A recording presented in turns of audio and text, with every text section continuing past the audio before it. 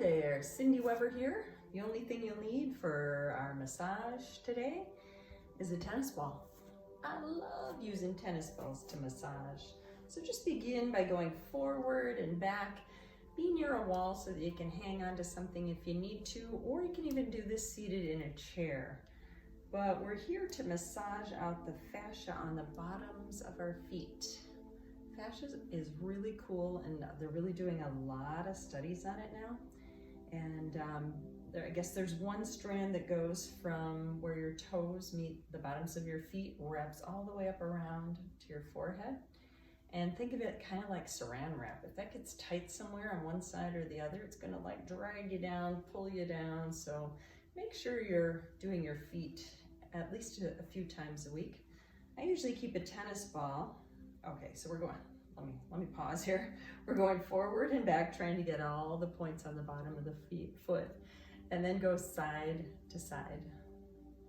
So what I started to say is I leave a tennis ball in my closet, stand in the doorway with my hands on either side, and just rub my foot out every morning, both feet, just for a few minutes. And it really makes a difference in pushing the arches back up and just making the bottoms of my feet feel much better.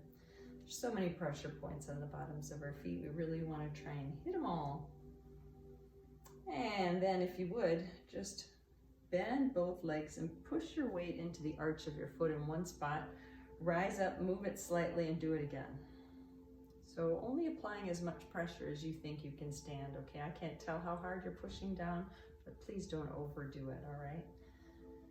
Just trying to get at all the different parts of the arch. It's pretty long on the bottom of your foot. Just keep pushing and releasing. And then when you're all done, it feels pretty good, like the arch is lifted where it used to be. Maybe either trap the ball with the wall or your other foot so that you can bring your big toe on top. So I'm pointing that big toe up to the sky, and then do your second toe, third, fourth, and the pinky toe. And then go back the other way. I guess mine's staying pretty much in place with my mat. And then when you're all done, circle that ankle around and go for a little stroll around your mat. And just notice the difference as you walk heel to toe, how it feels on the bottom of one foot compared to the other. Just noticing if you feel any tingling, any kind of aliveness, some sparks down there. What is it you feel? And then we'll do the left foot. So foot's on top, we're just going the full length of the foot, forward and back, hanging on or not. And applying as much pressure as you feel you need.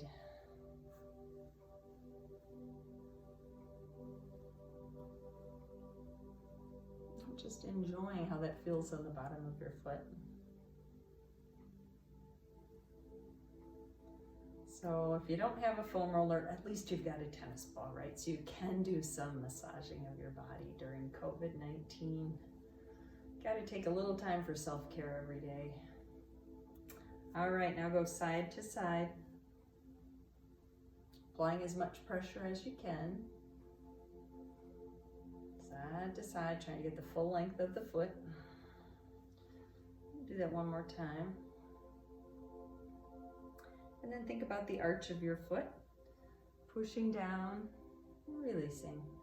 Moving it slightly, pushing down, releasing. Trying to get that full length of the arch. So think about how long it is, what feels like it's maybe fallen on you. Trying to get it back up where it belongs.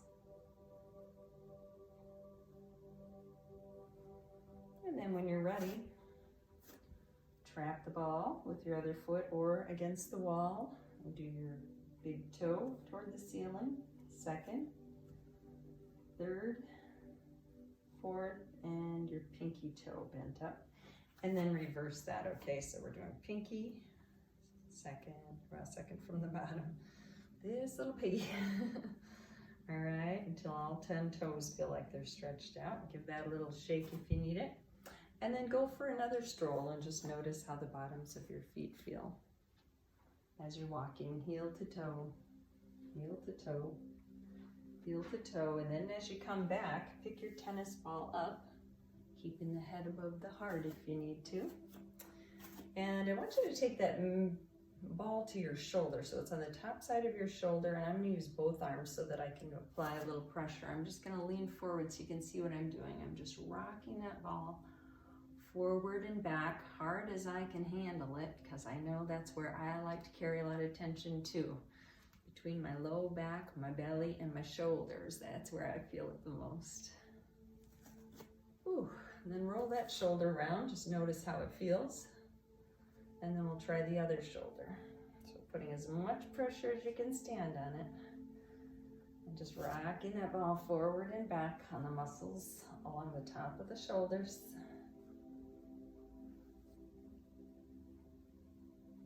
Good. Roll that around. Now we're going to do something a little different. My Wisconsin friends don't know this trick, but I've learned it since I've been here. I want you to put the tennis ball right in the crease where your neck and your shoulder meet, and push kind of down and in towards your body. And then take your head off to the side. So you're taking it away from the ball. Come back up, go out about 1/2 inch to 1 inch, and do it again. So I'm really pushing down hard as I can, and then taking my head off to the side. Good. And then come more in the front. So now I'm kind of finding that crease, only it's down a little bit deeper. You're doing the same thing, or you can turn your head away. So I'm on top of the pectoral muscles, the muscle that goes across the top, or the front of the chest, and then go right underneath that right on top of, oh, that muscle hurts so bad. So now I'm going underneath that muscle. And just pushing in is enough for me. I don't think I even need to tip my head, but boy, I can notice it on the other side when I do. Rediscovering our bodies. All right, let's try the other side. So find that base of your neck and then tip your head away. Base of the neck where shoulder meets out a little bit. Just keep working your way out and tipping your head up to the side. And then come on the front side of your neck, right just higher than the clavicle. That's the muscle I meant to say. It's been a while since I had anatomy and physiology, so I forget the names of my muscles sometimes. Sorry about it. And then go underneath that bone, really pushing into your chest. And you can actually do this all the way up and down your ribs if that would feel good to you. So do that on your own. I'm not going to demonstrate that, but you can keep going if you like. Otherwise, it's time for our back body.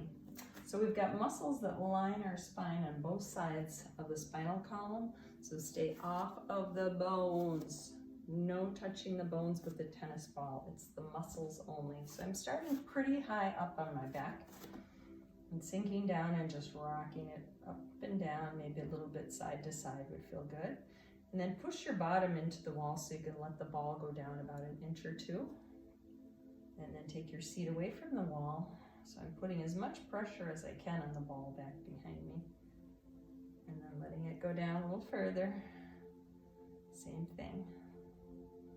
Thanks for doing this with me today. It feels so good, and I haven't done it in quite a while. Oh, it feels amazing. So just letting it go down 1 inch or 2 at a time. Gotta stay off the muscles, stay on the muscles, off the bones.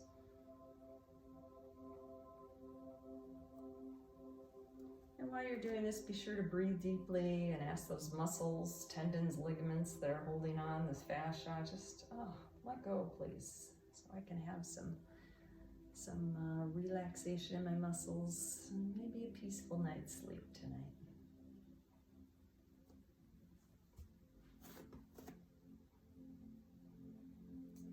Working all the way down, getting pretty low, so I'm going to use my hand.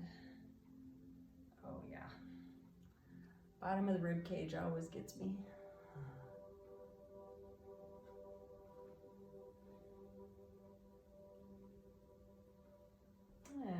once you've gotten to most of the muscles, then I want you to put that tennis ball right in your bottom. So if you squeeze, that's where you want it, the gluteus maximus. And then you'll find the minimus in there too. And then you're looking for the piriformis, which is a tiny muscle in between the both of them that will wrap around to the front side of your hips into your backside. So once you find it, you'll know. You can just lean into it or do a little forward and back, up and down, maybe a circle on it. So it's not a very big movement, but you're trying to massage out the piriformis muscle in your bottom. And once you feel like you've got that side pretty well, let's go to the other side of our spine. So starting way up high, just doing a little up and down, maybe a little side to side, staying off of the bones, just focusing on the muscles. I'm gonna let it go down a little bit further.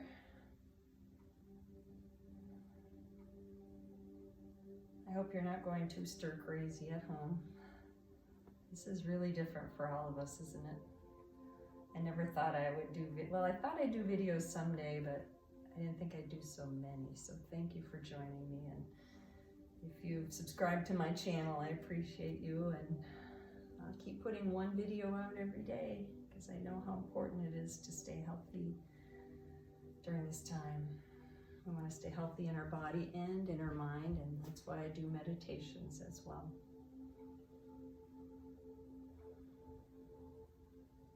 So keep breathing as you're working that tennis ball down your spine. And the reason I do it on the wall rather than on the ground is it really hurts a lot if you do it on the ground. Plus, I feel like you have more control of how much pressure you're applying when you're standing up. Keep working your way down.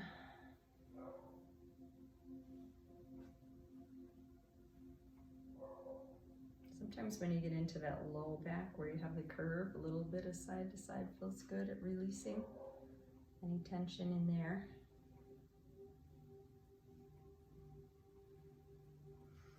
And when you're ready, finding that spot on your butt where you're pretty sure you know where your bigger muscles are, but the piriformis is a small one. We're trying to seek it out. And then you can either just push your way back into the wall, holding still, or do a little movement up and down, forward and back. Maybe even making a circle, finding the spot and working it out.